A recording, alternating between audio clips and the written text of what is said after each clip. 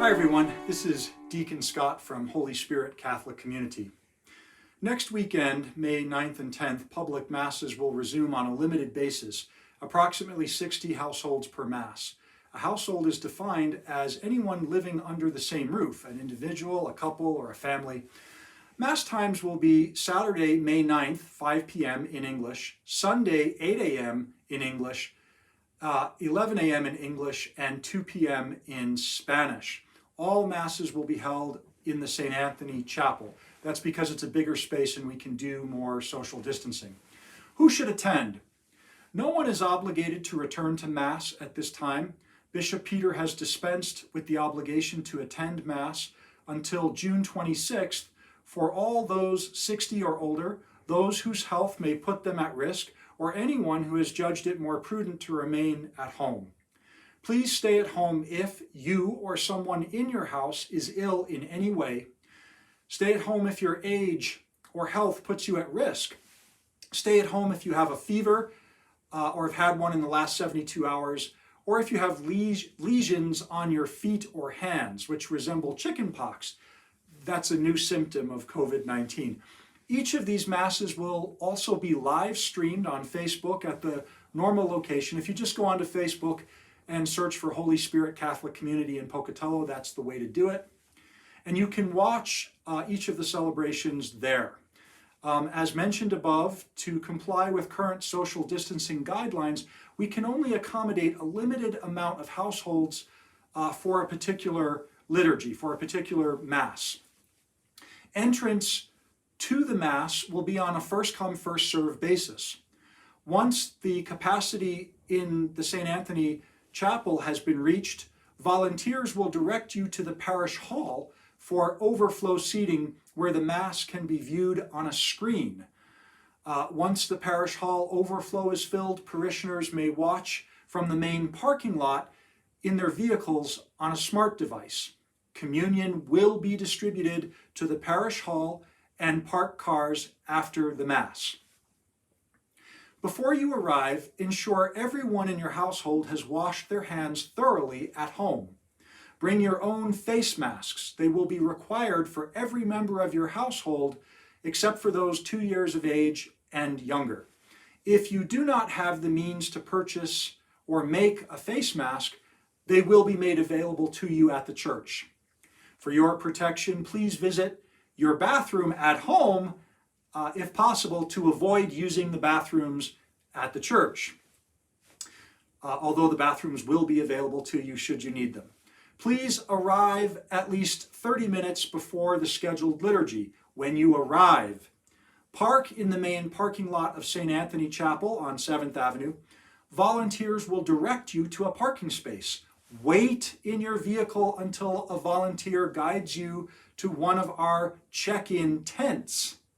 At the check-in tent, you will be asked several questions very quickly about your health, and your temperature will be taken digitally with some of those newfangled, just they wave it in front of your forehead and voila, they know your temperature. Science. Masks will be provided as needed, as mentioned, and you will be then ushered into the chapel if you do not have a fever and if you're so forth. Hand sanitizer stations will be available to you. Before you enter the main chapel, you must sanitize your hands. Inside the chapel, volunteers will direct you to a seating location that permits us to maintain safe distances between households. You may only sit with those who are living under the same roof. Please do not leave your seating location unless there is an emergency. The vestibule, the connector, or the choir loft will not be available as a cry room or as a place to stand during the Mass. Infants or small children who cannot safely remain in their seats should not be brought to the Mass. During the Mass, we will follow the same general structure as normal. For music, for singing, lyrics will be projected on the wall, but all missals and anything with paper will have been removed from the pews. And that is for your safety.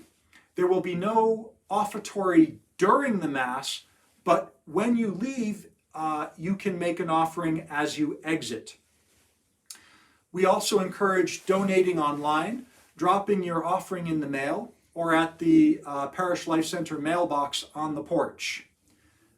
The Our Father and the sign of peace during the Mass will not include any physical contact. Please, we ask you not to shake hands or hold hands for these. We have organized reception of communion so that you will not need to leave your seating area.